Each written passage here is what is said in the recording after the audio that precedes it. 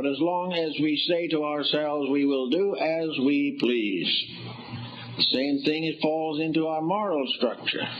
The morality of the people is falling, and falling seriously.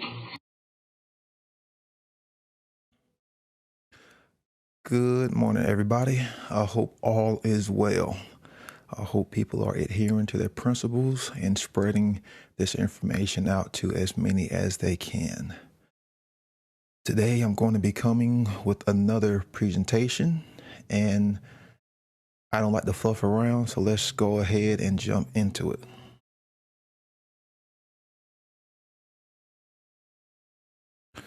What is behaviorism? Controlling the environment to shape you.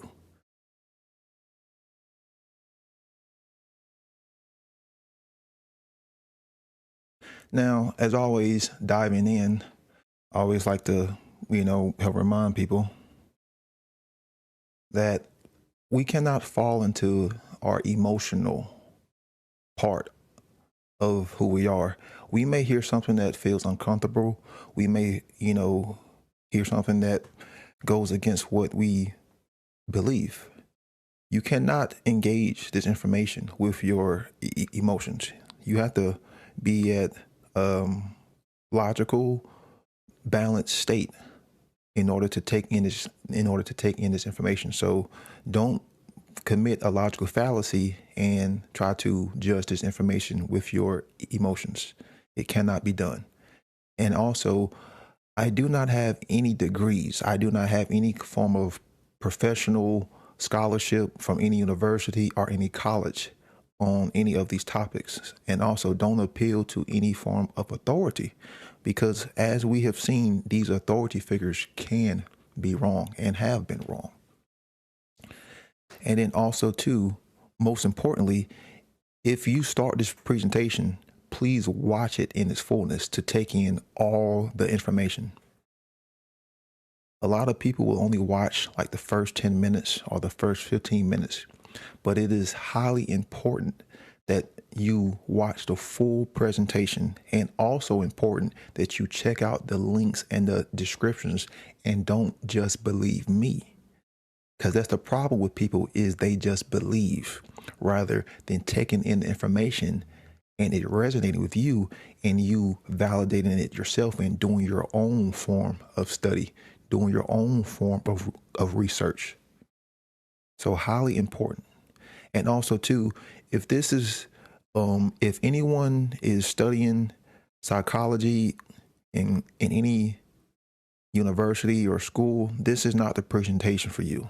I'm not coming from, the institutional form.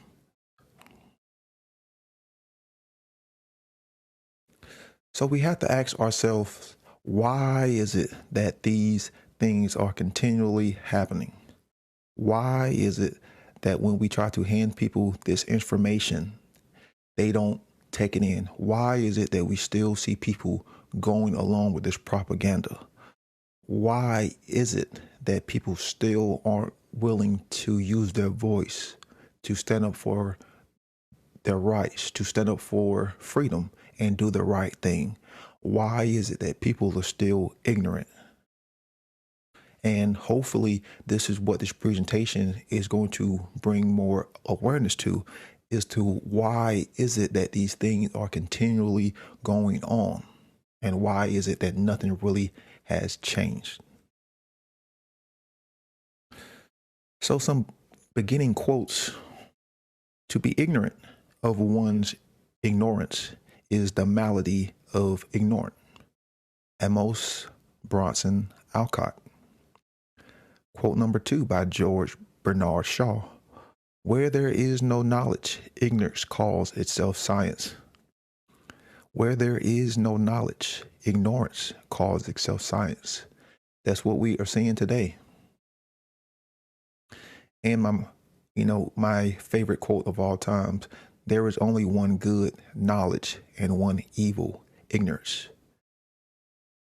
And that's what we have seen, is just massive forms of ignorance. Even ignorance from people who think that they know what's going on.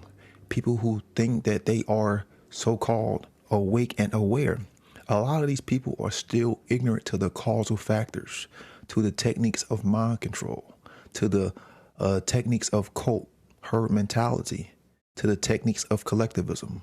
They are still ignorant to how dialectics play out. They are still ignorant to how natural law is always operating. They are ignorant to objective morality. They are ignorant to consciousness. And the only way that you can get rid of ignorance is with knowledge.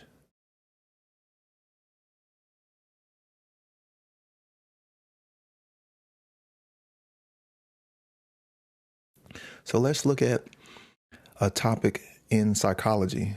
It's called behaviorism. This kind of came into manifestation in like the early 1900s. So behaviorism is a school of psychology that takes the objective evidence of behavior, measured response to stimuli, as the concern of its research, as the basis of its theory, without reference to conscious experience. A school of psychology that takes the objective evidence of behavior, which is the measured response to stimuli, as the concern of its research, as the only basis of its theory, without reference to conscious experience. So pretty much the main focus in behaviorism is controlling the environment to influence, weaken, or control certain behaviors. So to understand what I'm going to be discussing, I have to define some terms.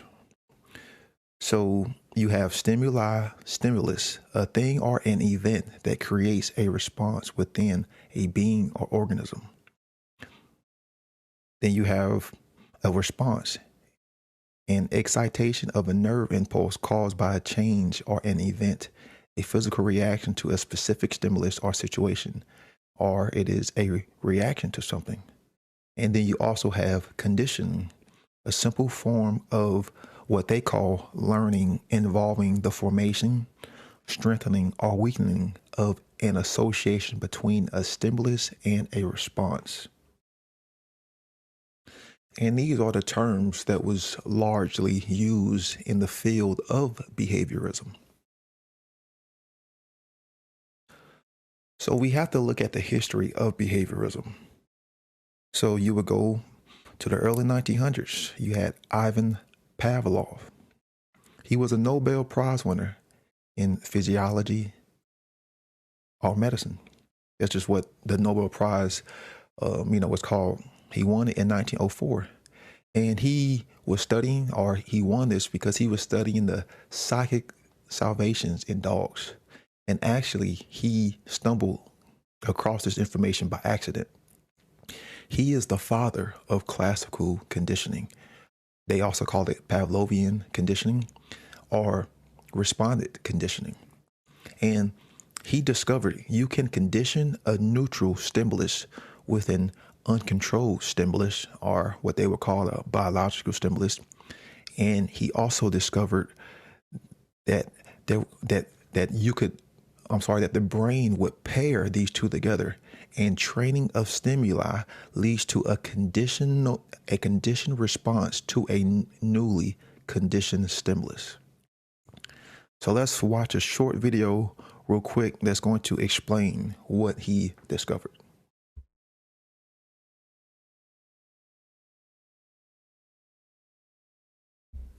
I'm sorry, the video will be coming after the next slide. Let's go over what classical condition is real quick, and then we'll get to the video. Okay, so as you can see in the diagram, you have the food, which is going to create an unconditioned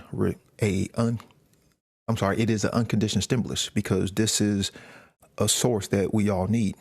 This food is going to create a response to the dog. And what Ivan Pavlov did is he had dogs locked up in a cage. And he noticed over time, when it came time to feed, that the dogs would start to salivate, like once they saw the food. Then, well, over time, once they would smell the food, then, over time, once they would see the person coming into the room with the food. So he just started to theorize, like, hey, maybe I could start to control or condition the dog's reaction or the dog's response. So you have the food being the unconditioned stimulus, because this is going to create a biological response within the dog. Same thing with humans. When you're hungry, your mouth starts watering, when it's time to eat.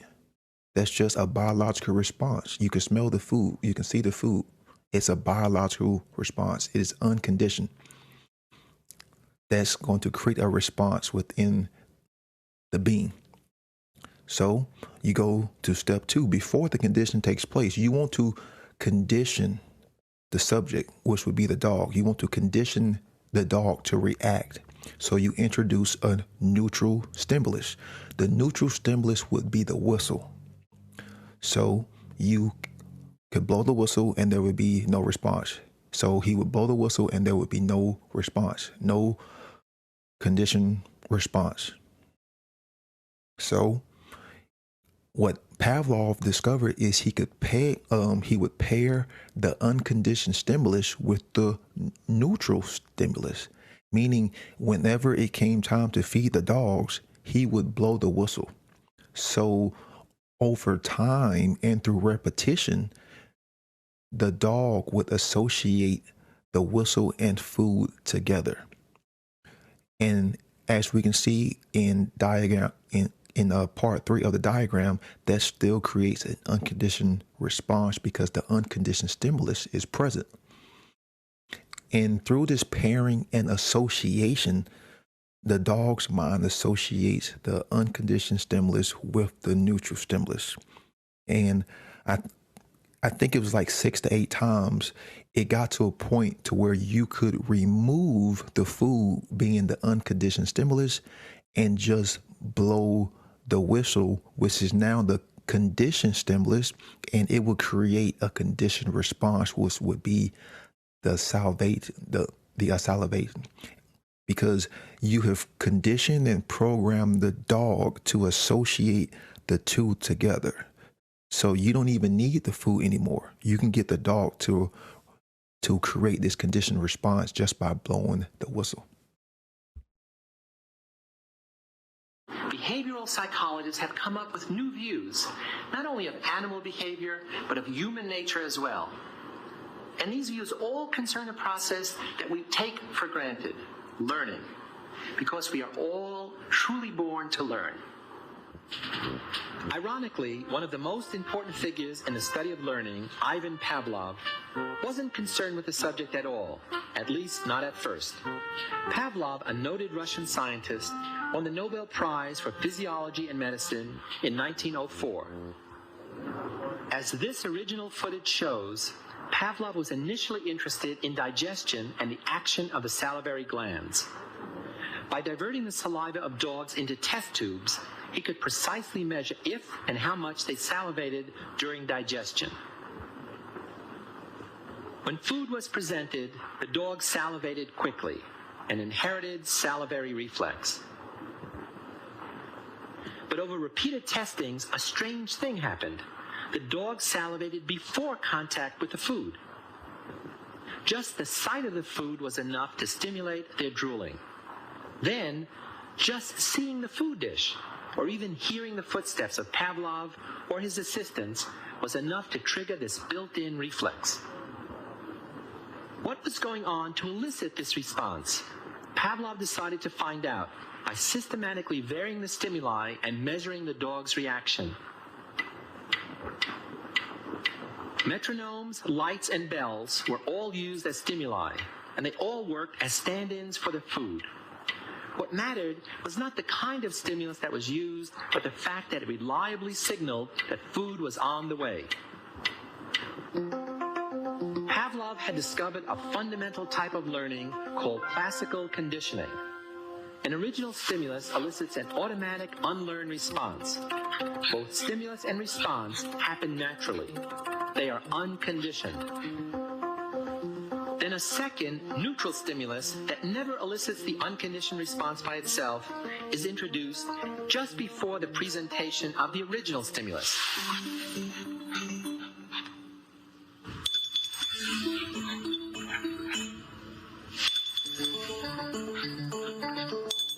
If the neutral or signaling stimulus is presented alone, and response occurs as if the original stimulus were still there, we say that conditioning has taken place. The arbitrary neutral stimulus becomes a conditioned stimulus. The reverse is also true. Pavlov and others studied the extinction over time of such conditioned responses. When the subject learns that the conditioned stimulus no longer signals a desired event, the acquisition process is reversed, as the learned connection is gradually weakened.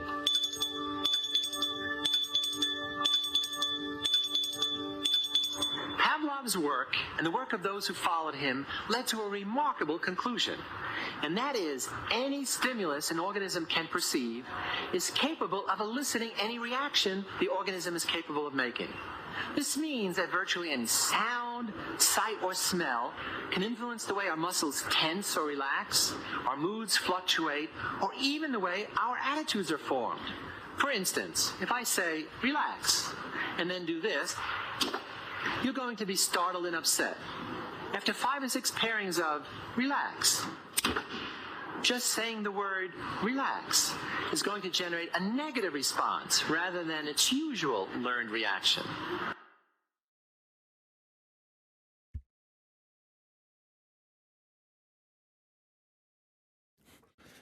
If you don't know who that gentleman was in the video, you should look up who he is. His name is Philip Zimbardo. He's done a lot of experiments on behavior and obedience to authority, and you can learn from those experiments because it just displays the condition that we are seeing. So back to Pavlov. He discovered the conditioning of the conditioned stimulus without the unconditioned stimulus repeated would decrease over time. That's what he called extinction, meaning the conditioned stimulus would turn back into the neutral stimulus if it wasn't repeated over time. That's why it said in the video that over time the indoctrination would start to decrease. And that was always the problem with classical conditioning, because if it wasn't repeated, like over and over, then it would start to lose its strength. And then he also noted that the order was important when it came to condition, meaning you just can't introduce the neutral stimulus first. You have to have the unconditioned stimulus being introduced first and then associate the two together. You can't just do it with a neutral stimulus. It just doesn't work out. And then he also discovered how the mind compares stimulus with each other. And the main problem, like I said, with classical conditioning was the extinction. But we're going to get into this later. This was the main problem because over time, the association would start to decrease and the control stimulus would revert back into the neutral stimulus, meaning the control response would just turn back into no response.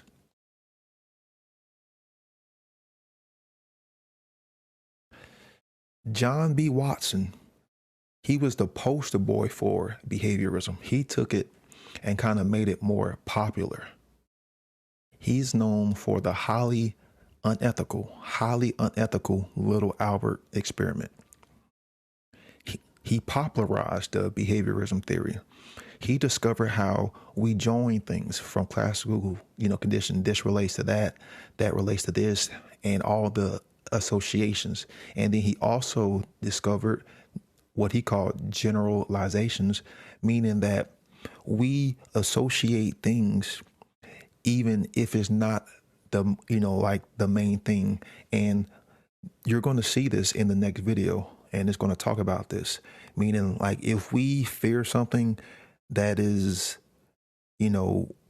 white and fluffy, the brain will associate other things that are white and fluffy and can produce the same response.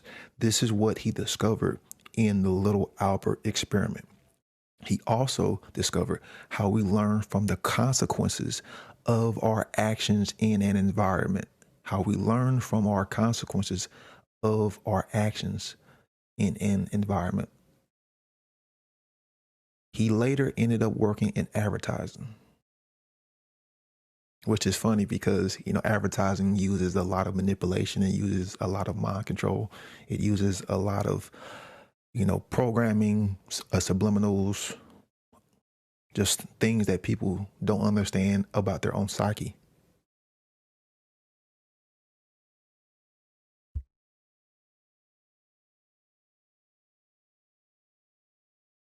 In the early part of the 20th century, psychologists John Watson and Rosalie Rayner set out to teach a baby boy called Little Albert to fear white rats using the principle of classical conditioning. This is a film of their work. The film shows several phases of their study. First, as you see here, the investigators demonstrated that prior to conditioning, Little Albert had no fears of any animals, including, of course, white rats.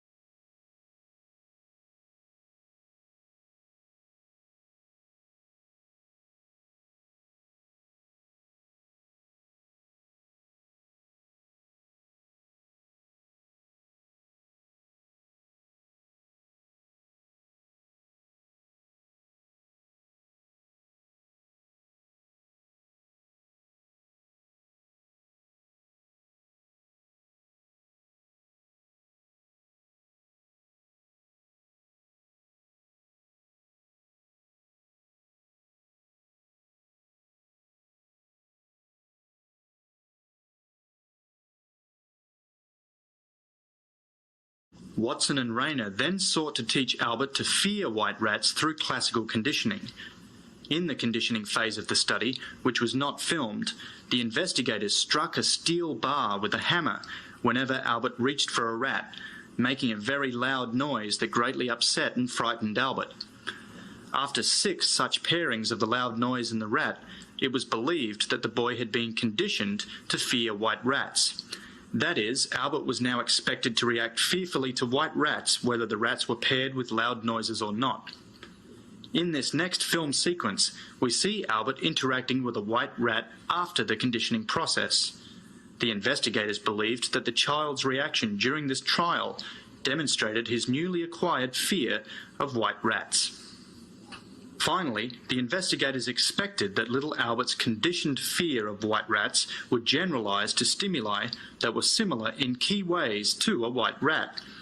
In this film segment, they were trying to demonstrate that the child now also reacted fearfully to similar objects, such as a rabbit, a dog, a furry object, and a white mask worn by Watson himself.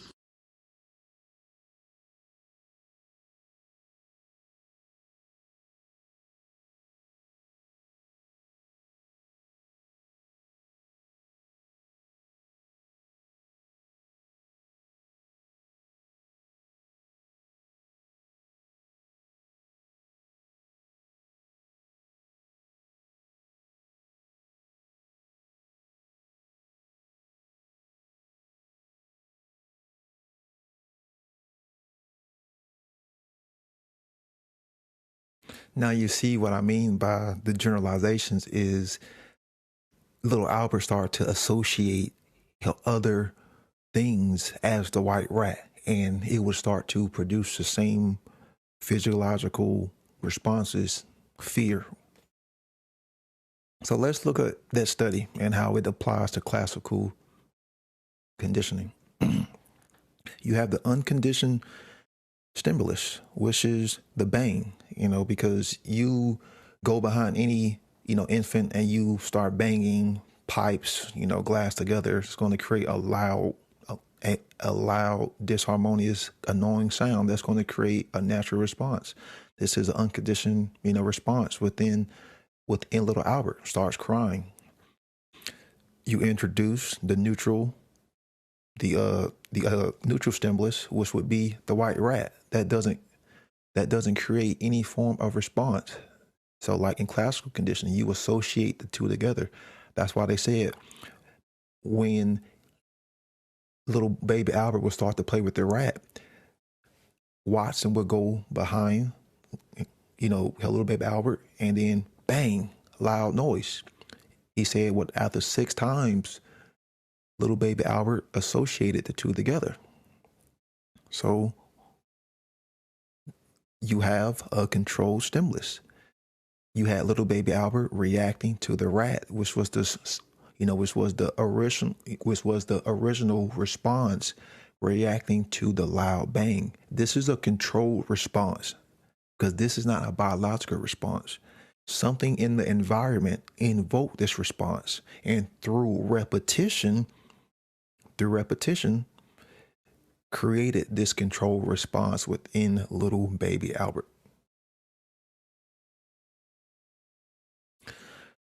Let's look at some quotes by John B. Watson, because I think these quotes can kind of sum up how this individual thought. It is up to you to determine, what kind of person this was, but I would say he was probably a materialist, possibly an atheist. He was obviously a moral relativist, and wasn't anyone who I would want around my children, or this isn't anyone who should have been teaching children, because a lot of these techniques have been put in indoctrination camps. The behaviorist cannot find consciousness in the test tube of his science. The behaviorist cannot find consciousness in the test tube of his science.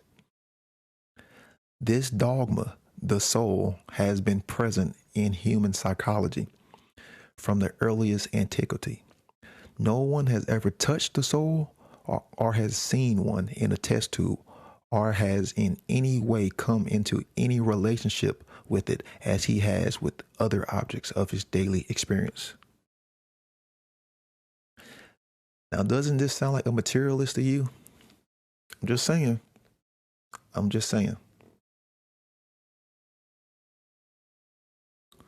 Psychology, as the behaviorist views it, is purely objective, experimental branch of a natural science which needs introspection as little as do sciences of chemistry and physics. The position is taken here that the behavior of man and the behavior of animals must be considered in the same plane. Denying shadow work, denying introspection, equating human behavior on the same plane as animal behavior. And this is Watson's most favorite quote. This gained a lot of notoriety for him and controversy for him. Give me a dozen healthy infants, well informed, in my own specified world to bring them up in, and I'll guarantee to take anyone at random and train him to become any type of specialist. I might select a doctor, a lawyer, an artist, a merchant, a chef, and yes, even a beggar man and a thief, regardless of his talents, penchants, tendencies, abilities, vocations, and race of his ancestors.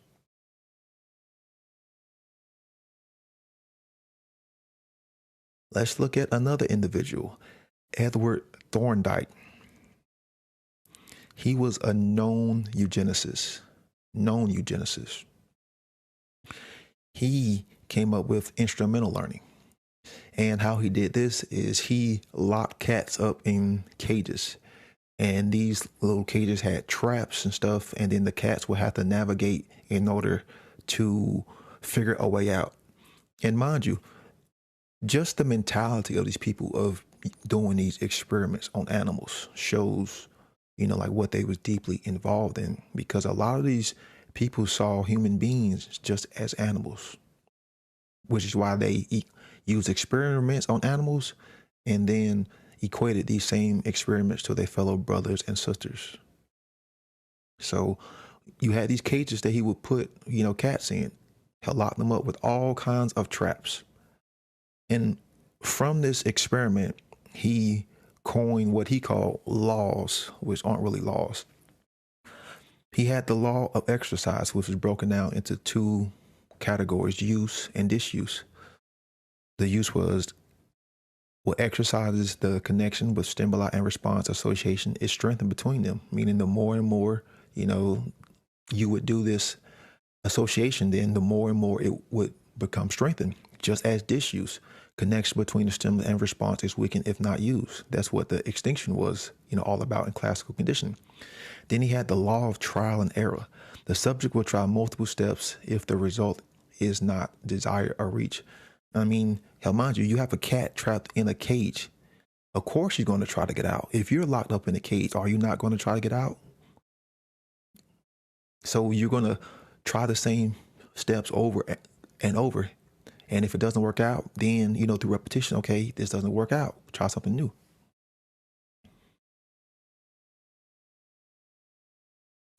He had the law of recency. The most recent response has a higher chance of recurring, meaning if the cat just tried a behavior to get out, he's going to try that same behavior.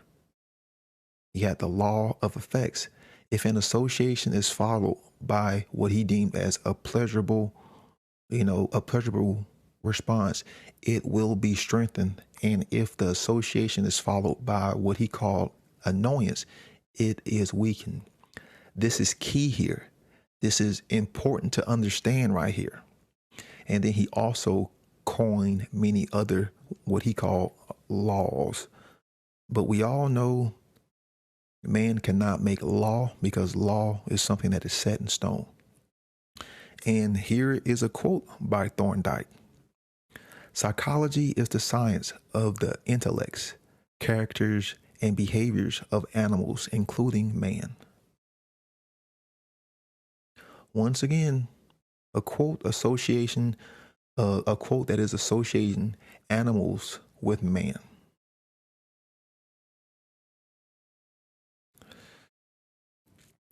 So I asked you the question, who is the most notable psychologist of the 20th century? I'll give you a hint. It's not Carl Jung. It is not Sigmund Freud. It is not Jean Piaget. And this is taken from a list of psychologists. 100 most notable psychologists of the 20th century. We have number 1, B.F. Skinner. Which Skinner's work is not very popularly known by most people, and there's a reason for that. B.F. Skinner spent 50 years in behaviorism. 50 years. He transformed the field of behaviorism. He was influenced by Watson and Thorndike.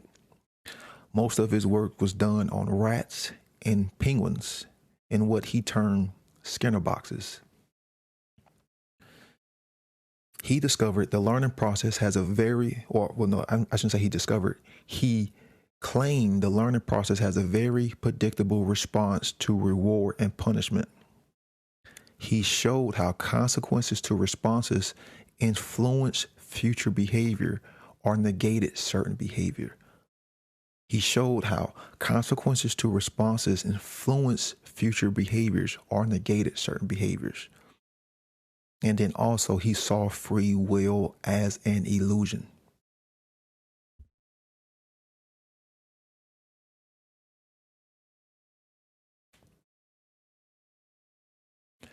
He created what we know as operant conditioning, which is still used in schools today. And operant conditioning uses reinforcements and punishments. Reinforcements strengthen a behavior, punishments weaken a behavior. And then he broke these two classes down. You have positive, meaning you're adding something, so you can have a positive reinforcement, or you can have a positive punishment, meaning you are adding a stimulus to the environment. And then you have a negative, or what he termed negative reinforcement. And you have a negative punishment. When it's negative, meaning you are taking something away, you are subtracting. And I'm going to go over all of this because this can be kind of confusing, but I think if you just slow it down and take in the information and you check the links in the description, all this can be understood. And remember, this is used to train animals, train children in these public indoctrination camps.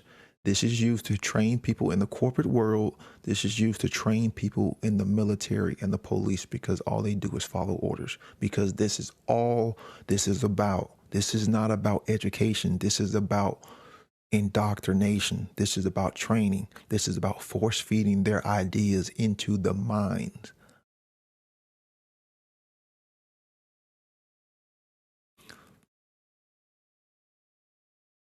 So we have a diagram of what operant conditioning is. I used this in my last presentation. You have a behavior that you want to influence in a subject. You identify this behavior. Most effective is attempting to weaken, also identify replacement behavior and reinforce when it occurs.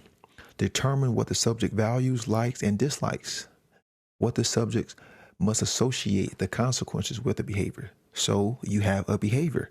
If you want to weaken this behavior, you have what he termed punishment. You have punishment in the form of positive punishment, something that is not happening that the subject does not want to happen. So you have a positive punishment, meaning you add something. Then you have the negative punishment. You subtract something. So a positive punishment would be, how you have a dog, your dog keeps running out of the yard. You want to negate this behavior of running out of the yard. It's a positive punishment. So you introduce something. That's why it has you add it. You add a stimulus. So you could add like a shock collar.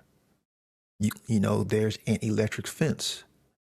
So in order to weaken this behavior, the dog running out of the yard, you introduce a stimulus, being the dog collar, and through repetition, reinforcement. Through a repetition of the shocking, then that's how you have this positive punishment, because you want to weaken this behavior. Another form of or what he would call, positive punishment. If you have a child who's cursing, you want to weaken this behavior. You introduce something into the environment. What people would do back in the older days, pop the child in the mouth, which I'm not a fan of because it's violence. You're introducing a stimulus because you want to weaken this behavior, which would be cursing. So you introduce something. That's why it's positive. Don't look as positive as right or negative as wrong. This is just the terms that he used. Whenever it's positive punishment or a positive reinforcement, something is being added, something is being introduced as a stimulus to get you to react. So you have a negative punishment. A negative punishment is something the subject does, likes, or values and wants to keep that you take away. So a negative punishment would be like a threat, because you know that the subject wants to engage in this behavior. So you threaten them to say, hey, if you do not do this, then I will take this away. Because once again, you want to weaken this behavior. So you're saying, if you don't stop doing this, then I'm going to take away something that you like. Because you're taking away something, you are subtracting something, because you want to weaken the behavior. So let's look at what the reinforcements are. Reinforcements are behaviors that you want to strengthen, behaviors that you want to associate to have a higher probability of happening over and over again. So let's look at what a positive reinforcement would be, because you want the subject to increase the probability to increase this behavior. So you reward them. That's what a positive reinforcement is you reward it because you're adding something.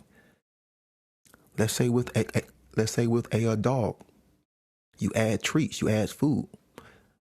This is how they train dogs, you know. You don't give the dog the treat. Hell, well, every time you may give the dog a treat, like maybe 1 out of 5, hell, 1 out of 6, or 1 out of 10 times. And then through repetition, through this positive reinforcement, the dog will associate the treat with that behavior as one and the same.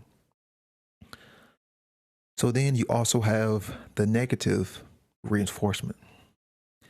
A negative reinforcement would be if you know the subject does not want to engage in a particular activity. So you say, hey, if you do this, then you don't have to do that. Like when a parent tells their child, like, hey, if you don't want to have to do your chores, get good grades. That is what a negative reinforcement is, because you know the child does not want to have to do chores. So you're saying, you're adding something. You're adding saying, hey, if you do this, then you don't have to do this. To get them to influence one behavior by pretty much, taking away something that you know that they don't want to do. A negative reinforcement can be kind of tricky to understand. I'm going to try to think of another example. Here's what a negative reinforcement would be. Hey, if you get the jab, you do not have to wear masks. That's what a negative reinforcement would be. Because once again, you were taking away something, which would be the mask, something that you know that people don't want to do. It's annoyance. But you want to influence this behavior. You want to influence the behavior of going out and getting the jab. So you tell the people, say, hey, if you go get the jab, then you don't have to wear a mask. That's what a negative reinforcement would be, which we all know that was a fucking lie.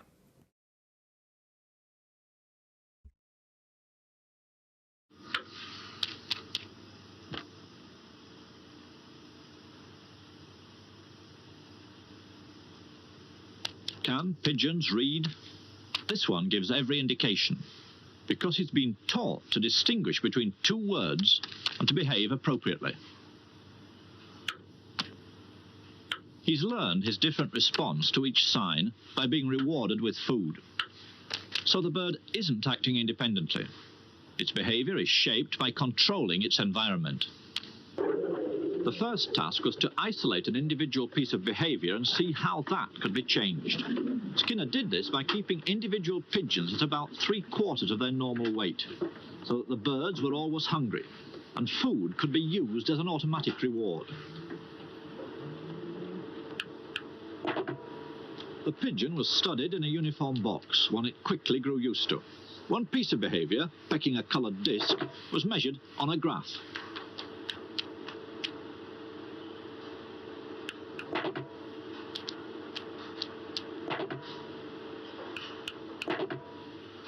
The pigeon learned that pecking the disc produced a reward. Then the behavior of pecking could be studied in relation to how often that reward was offered, or in Skinner's terms, what was the schedule of reinforcement. The main thing is what we call schedules of reinforcement. Reinforcement is what the layman calls reward, and you can schedule it so that a reward occurs every now and then when a pigeon does something. We usually use a response with a pigeon pecking a little disc, a little spot in the wall, and you can reinforce with food, but you don't reinforce every time. Perhaps every 10th time, or perhaps only once every minute or something like that. There are a very large number of schedules, and they have their special effects. And there is a good example of how you can move from the pigeon to the human case, because one of the schedules which is very effective with rats or pigeons is what we call the variable ratio schedule, and that is at the heart of all gambling devices and has the same effect. The pigeon can become a pathological gambler just as a person can. Now, the fact that we found that out with pigeons and could prove it by removing and changing the schedule makes it easy for us to interpret the case with the human subject. We don't say that human subject gambles to punish himself, as the Freudians might say, or gambles because he feels excited when he does so. Nothing of the sort. People gamble because of the schedule of the reinforcement that follows, and this is true of all gambling systems. They all have variable ratios built into them. So what we've learned from the pigeon, it made it possible to interpret this vast field very effectively. Where does that leave free will? Because we all think we have a choice whether to do things or not to do things. Yes. Well, you see, it leaves it in the position of a fiction. We have assumed somehow or other that these internal states, feelings, and so on have initiated something. They have started something. They have created. We have done something in a voluntary way. We have willed to act. If you now look at the actual history, we find that there are external reasons why this has happened. In other words, by discovering the causes of behavior, we can dispose of the imagined internal cause. We dispose of free will as an American divine of the 18th century, Jonathan Edwards, did. He said, we believe in free will because we know about our behavior, but not about its causes. And of course, it's the object of a science of behavior to discover causes. And once you have found those causes, there is less you need to attribute to an internal act or will, and eventually I think you need to attribute nothing to it.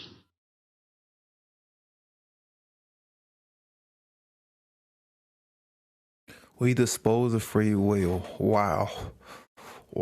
Just shows the mentality of these people. And isn't that what the social engineers have always wanted, to do? To eliminate the free will within man, the possibility. This is what behaviorism was all about. And this is what we are seeing now. So Skinner broke down the reinforcements into primary reinforcements, or biological stimuli, things like food, water, shelter. These are like just biological things that we all need. And then he also broke it down into secondary reinforcements. And these had power because they was associated with the primary reinforcements, things like money, because you need money in order to get the food, in order to get the water, in order to get the things that we need to survive. And then he also had a term called shaping. Shaping is what is used to break down behaviors into smaller groups and reward them with positive reinforcements to learn complex behaviors. That's why in the video, you saw the pigeon kind of doing a 360. Well, yeah, because you can shape it, and through repetition and reinforcement, you can get the pigeon to mold its behavior based on, you reward it. So you have a pigeon, you want to train it to do a 360, turn around in a 360 degree. You can put food toward the left, do that, a few times. The pigeon starts to associate it to, then you can put the food behind it. So it's doing a 180. And then, you can put it toward the right. So it's doing, pretty much a full circle. And by way of shaping it through the reward and reinforcement and repetition, you can get it to do a full 360. This is what he means by shaping. You're using these behaviors and breaking them down into smaller groups, and you're rewarding them to get them to achieve and do complex behaviors. This is what is used in the circuses. We are seeing these, or where you see these elephants or these other animals doing these, like very complex tasks. Well, how do you think they get it done? It is through B.F. Skinner's, operant conditioning, and through shaping, and through punishment, and through reinforcements. This is what training is all about. This is the whole point of behaviorism, is getting certain behaviors influenced and decreasing certain behaviors that the social engineers do not want. And then he also had chaining, when you reinforce a combination of learned behaviors, together. This is also what is used in the whole circus enslavement. You just chain these behaviors together, and then you reinforcement, and you use reinforcement and repetition to associate all of these behaviors together. And yes, mind you, it does take some time to get an animal or a being to be shaped. But once it's done, because remember, they're just tapping into the dopamine response, the whole brain reward pathway with these means of reinforcement. They are tapping into our animalistic, dopamine limbic part, because the dopamine is created, or it is, pushed out through the VTA, the ventral tegmental area part of the limbic system. And, that's connected with other parts, the hippocampus, the thalamus, the amygdala, prefrontal cortex. It's going to send this reaction through other parts of the brain, but it is in this dopamine, this dopamine response we can get fixated on, because the point of, the whole point of this is for motivation. Like without this dopamine, we would not have any means to motivate ourselves. But the problem is when you manipulate that, and that's what they are doing, is they have manipulated people with these reinforcements to fall into these means of association to these stimuli and response, stimuli, her response, stimuli, her response, which is programming people to act like animals, because that's exactly how animals act like, the whole stimulus response mechanism. But there's no mention of higher consciousness. There's no mention of, creativity, of logic. That's what they have done, is they have tapped into people's animalistic, base, unrational aspects of who they are. And that's what operant condition has done. And I'm not saying that, these means are bad. These same means can be used for good. It's just the social engineers are using these means, to indoctrinate people, to enslave people. And the only way they are able to do this is because people are ignorant of this information. They are so ignorant of it. Most people don't even know who B.F. Skinner is. They don't even know what classical conditioning is. They don't know what operant conditioning is. They don't know what the main four techniques of cult indoctrination are.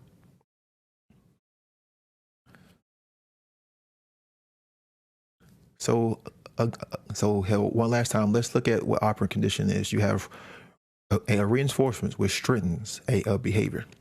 And then you have a punishment, which weakens a behavior. So a positive reinforcement, a stimulus is added. A stimulus is added after a behavior to increase a behavior, like a food or treat. You have a negative reinforcement, removal or avoidance of an adversive behavior to increase a wanted behavior. Promises something if you stop something. It's just like how I use the analogy of the parent who wants their kid to get good grades. So they'll say, hey, if you get good grades, you won't have to wash the dishes for the rest of the month. Or if you get good grades, you won't have to do chores, because you want to influence the behavior of getting good grades. So you introduce something. Then you have the opposite, punishment. The punishment is to weaken, behaviors.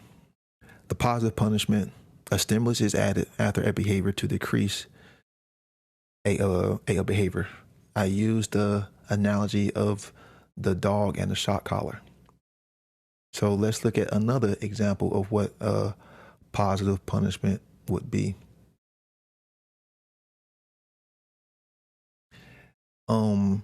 If you want to go and get groceries, you have to show papers saying that you are jabbed.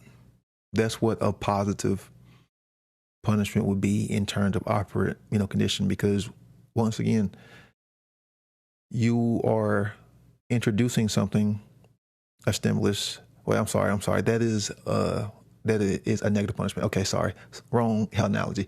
A positive punishment would be if you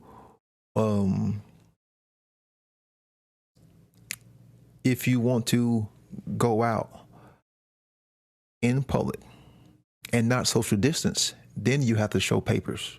That's what a positive punishment would be, because you are introducing a stimulus, the whole showing papers, and that people want to go out and, associate and not have to social distance, because people don't want to have to isolate themselves and distance themselves from, from loved ones.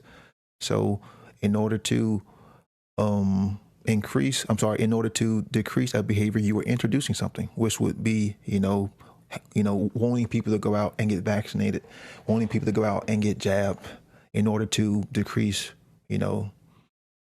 certain a certain behavior that they don't want to engage in, because they know that people want to go out and be around loved ones and be around friends and not have to, follow the whole fake social distancing crap. And then you have the negative punishment, removal or threat of a pleasurable stimulus to decrease the likelihood of a behavior. The threat of taking away an Xbox if the kid gets bad grades again, or once again, I use the analogy of a negative punishment would be if you don't go and get jabbed and show your papers, then you will not be able to go to the store. You will not be able to go and associate with friends, because once again, that people want to go out and engage in these behaviors. But in order to weaken, these behaviors, you use means of threats.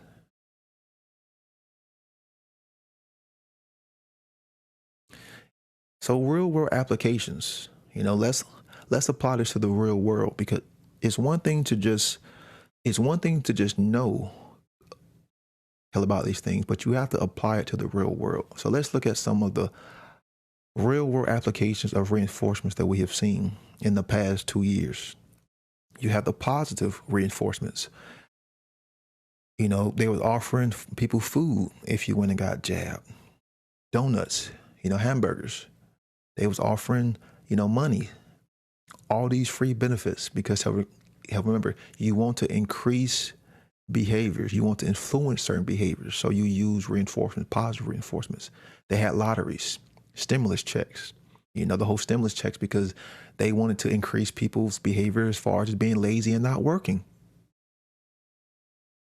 They was giving out free beer if you showed proof that you had been jabbed. They was giving out free Uber and Lyft rides. In some states, they was giving out free weed, free marijuana. And then there was also states that was doing her restaurant discounts. So let's look at some negative reinforcements. If you wear a diaper, you can go in public. Because once again, you're taking away something by saying, if you do this, okay? Because they know that people want to go in public. They know it. They know people want to associate with friends and loved ones. If you get the jab, you don't have to wear the diaper. If you show your papers, you don't have to do this.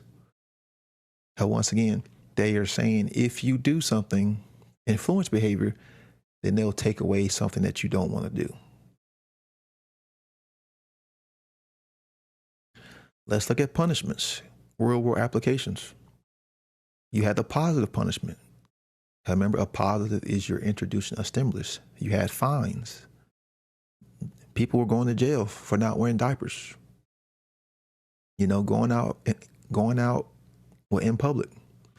There were people who lost court battles, custody battles, because they did not show their Nazi style, Gestapo, totalitarian, papers. The order followers, being more violent on people who want to be free. Then you got the violent cult members who want to attack other people because they want to think outside the box. You had the loss of jobs. How many people have lost their jobs? Bans from stores. No way to get entry for food. I remember, positive punishment, you're introducing a stimulus to decrease behaviors. All of these positive punishment are trying to influence people not to engage in these behaviors, to get people to follow the narrative, to get people to follow the propaganda, to be a obedient little slave, to be a good little slave. Let's look at some negative punishments. A negative punishment is always going to be a threat. There is always going to be a threat. Threats of job loss, threats of no entry to get food, threats of stealing rights and freedom, threats to steal social interaction, threats of seeing loved ones. Because remember, if you do not do this, then you can't do this. We've been threatened so much in the past 2 years because they use the threats to decrease certain behaviors, to condition people to be good little slaves.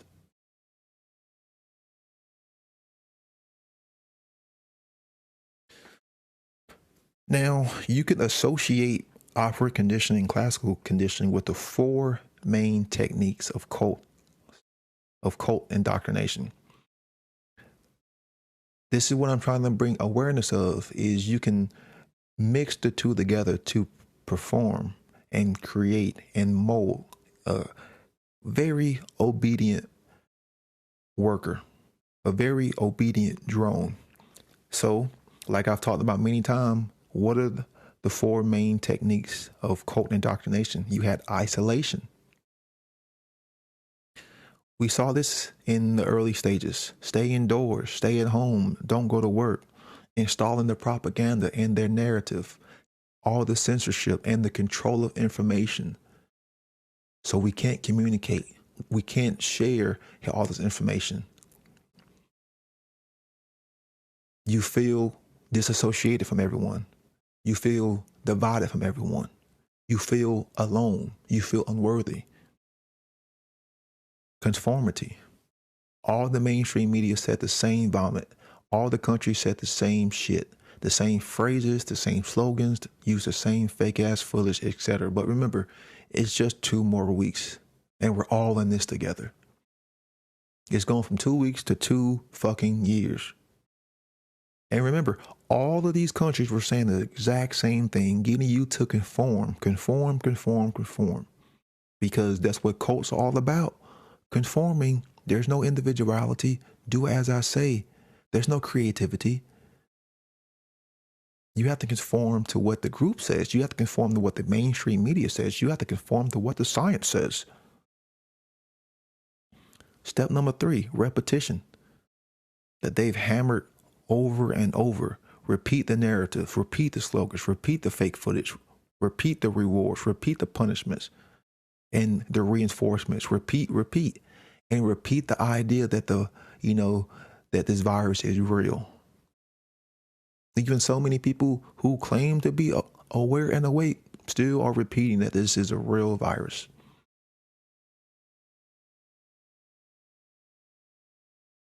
And then you have the last step, trauma and fear.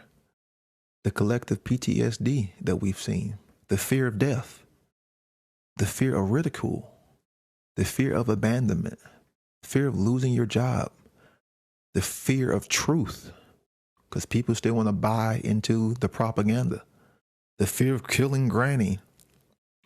And what about the fear of each other? People don't even want to associate. People don't even want to hug anymore. People don't even want to hold hands. Everyone's so worried that they're going to get sick and die. This is all fear. And this creates trauma. And these are all techniques that have been used in cults throughout time immemorial. But once again, because people do not understand how their psyche operates.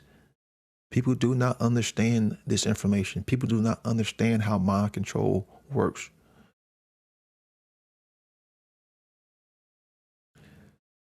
So let's look at Pavlov's work, Watson's work, Thorndike's work, Skinner's work, the whole fake COVID, hell narrative, and statism, which is the biggest cult in the world.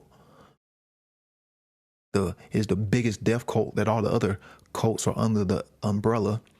So let's look at Pavlov's work. Did it involve isolation? Yes, because once again, the dogs were locked up in a cage, not in their natural environment. Did it involve conformity?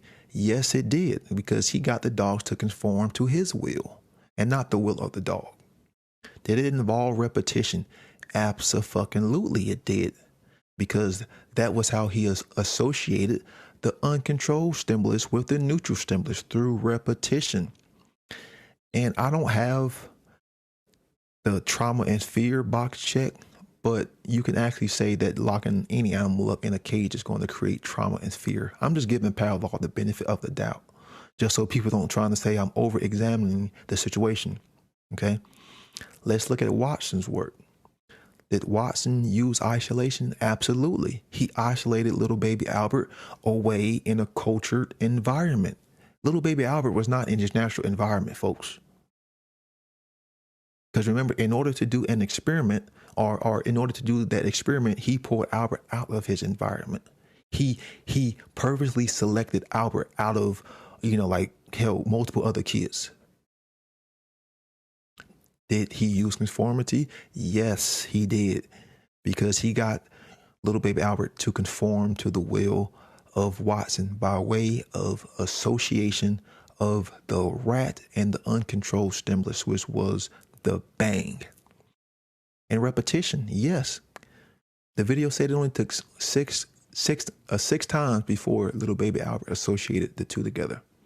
And then trauma and fear, yes, because whenever little baby Albert saw that rat, he started crying. He wanted to crawl away.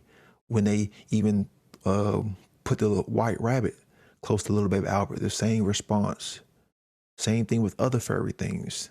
Just like in the picture when you saw Watson with the white rabbit mask, what happened to little baby Albert? He started crying. He wanted to run. He wanted to crawl away. Thorndike, did he use isolation? Yes. He isolated the cats and put them in boxes. That's isolation right there. That's not a natural environment for a cat. You put a cat in any enclosed box. You don't think that's going to create trauma? Conformity. Yes. Hell, once again, getting the subject to conform to the will of whoever is conducting the experiment. And repetition, absolutely. That's how the cats were able, to get out. Using repetition, and Thorndike would use repetition over and over to figure the stuff out. They didn't just do it once. They didn't just do it twice. These people was doing this stuff for years. And then the trauma and fear. Hell, like I said, you put any cat, hell, let alone any animal, in a cage, especially a cage that enclosed, is going to create trauma and fear. It's going to create anxiety. It's going to create nervousness. I mean, just imagine you being locked up in a cage that tight. Skinner, isolation, yes. He kept the pigeons isolated because remember it said he kept them 2/3 starved, so the pigeons were always hungry. Hell, once again, none of these individuals were in their natural environment. You always have to isolate them. Always have to isolate them. That is the most important step, is isolation. Skinner got them to conform. Skinner got the pigeons to do what he wanted to do. And repetition, over and over and over again. Trauma and fear, yes. Hell, once again, you're starving the pigeons. That, that right there, hell, is already producing a toxic environment. So you have any animal that's starved, you can pretty much get it to do whatever you want to do. And of course, you have the whole 2020/2021. How isolation, yes. Conformity, yes. How repetition, yes. Trauma and fear, yes. All of them. And we cannot forget the most deadly, most satanic, the most evil, the most corrupt, the cult that is running all of them. All of them. The cult of authority. You can call it the Saturnian cult. Let's call it the cult of death because it's statism, yes. And I'm including all the social engineers, all the secret societies, all in the same thing because they use statism to control people. You can, you can add the royal family in this, yes. You can add the Vatican, you can add the Jesuits, you can add all the secret societies. They're all embodied together. And there wasn't even enough space, enough check marks to even mark off what this death cult that people still worship called statism is. Does it use isolation? Yes. The public schools, the universities. Conformity, absolutely. The pledge of allegiance to the state. Pay your taxes. Don't think outside the box. And repetition, yes, uses indoctrination techniques over and over and over again. And of course, the trauma and fear, yes. If you do not do this, they will send their thug goons, these thug order followers, to enforce their will. and possibly shoot your dog, murder you, murder your wife, and then take your child and, throw them in their own indoctrination camps.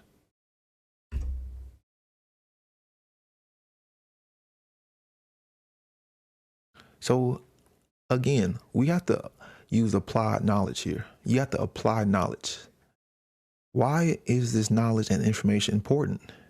If we don't know how our mind operates, what chances do we stand against the social engineers who know all about the human psyche? This is what people have to ask themselves. Like, if we don't understand these techniques of mind control, then aren't we always open to these subject, open to these mechanisms of mind control? This information has to be understood. It must be understood in order for us to pull ourselves out of this. It has to be understood. We have to learn the knowledge and apply the knowledge and teach it to other people. You think these people out here protesting know how mind control works? No. You think they know the main four techniques of cults? Do you think they know about classical condition? Do you think they know about operant condition? Do you think they know about B.F. Skinner's work? No.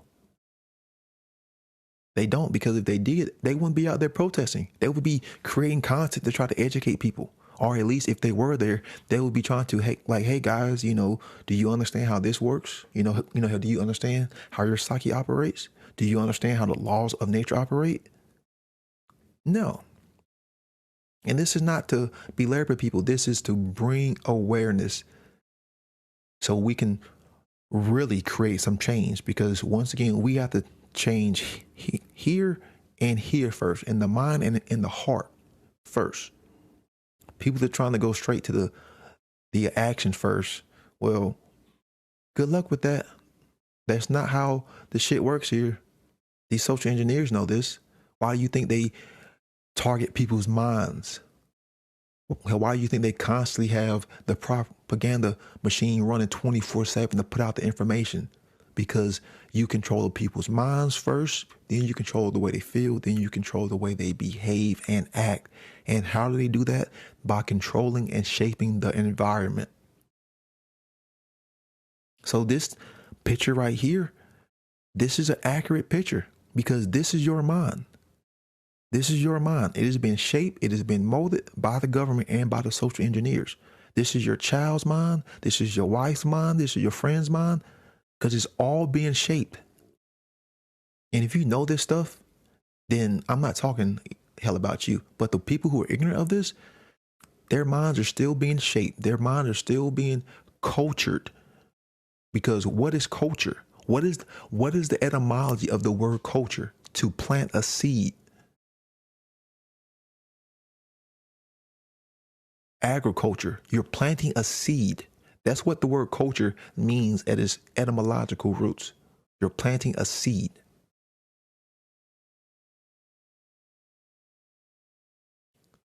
There is a difference between mind control and mind influence. That's why this information needs to be learned. Because you can use the same information to deprogram yourself. You can use the same information to empower yourself.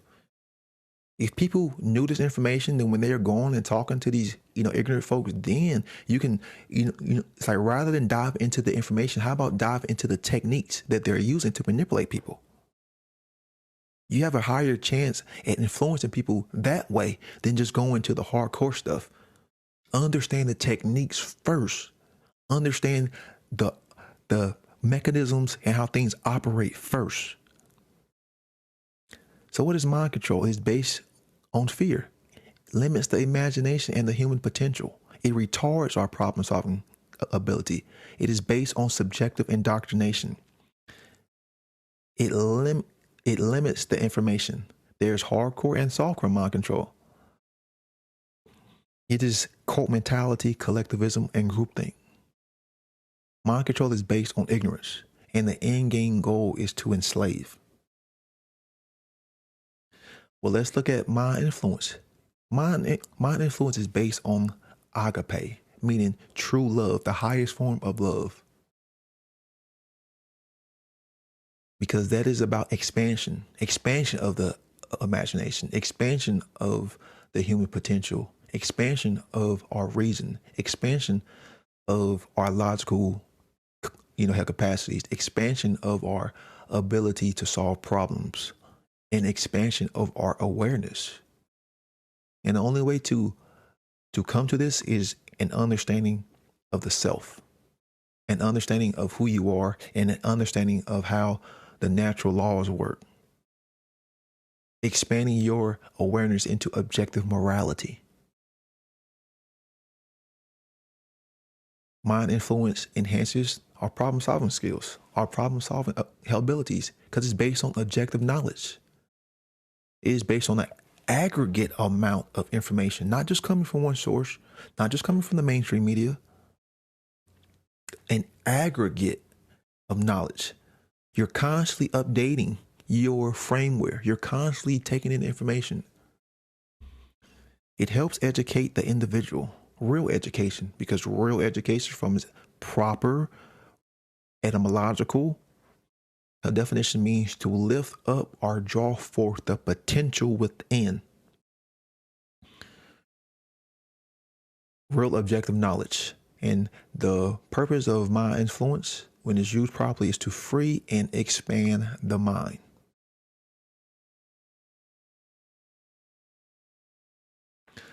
So some closing quotes before I wrap this up. Albert Einstein, no problem can be solved from the same level of consciousness that created it. No problem can be solved from the same level of consciousness that created it. Meaning, can we just stay at the same level of thinking in order for us to solve this situation that we're going through? No. We have to elevate our awareness, elevate our consciousness in order to understand this.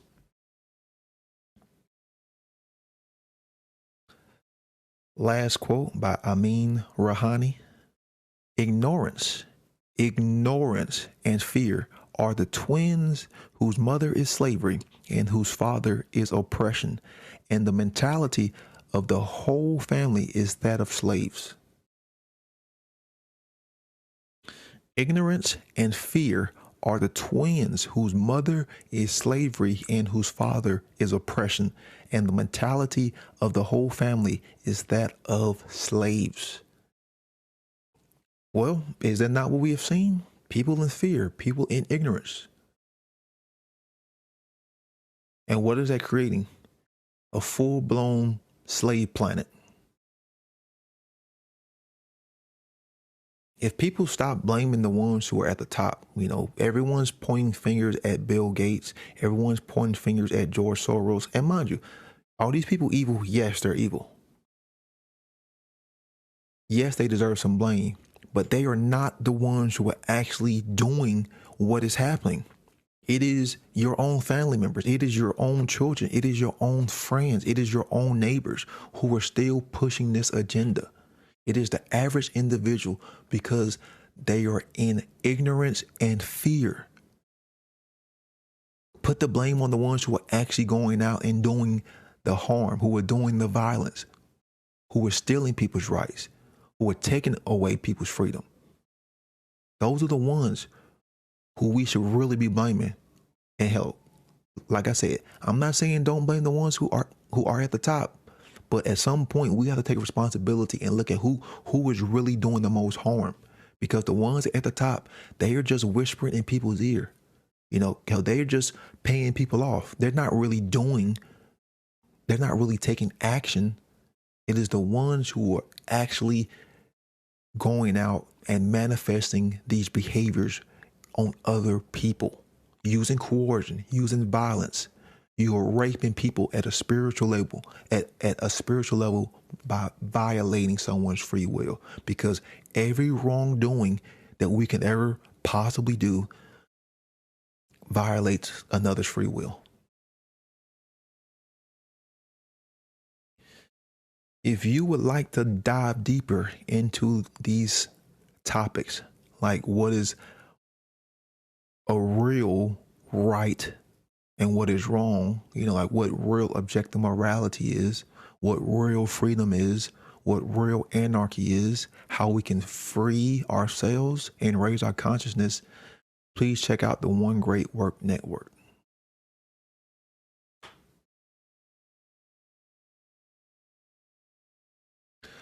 So I thank everyone for tuning in. I hope there is something learned. And as always, please check the links in the description. And everything that I said, there's nothing new to what I've talked about. There's nothing new to any of this. It's just we have to get in the right mindset to use our voice to put out the information to combat this 24/7 propaganda machine and become knowledgeable of who we are, become knowledgeable of natural law, become knowledgeable of what objective morality is, because that's the real way out of the situation, you know, coming to an understanding of natural law and teaching that to other people and putting the information back out so others can take action, so others can learn. So I thank you and have a good day. Peace out.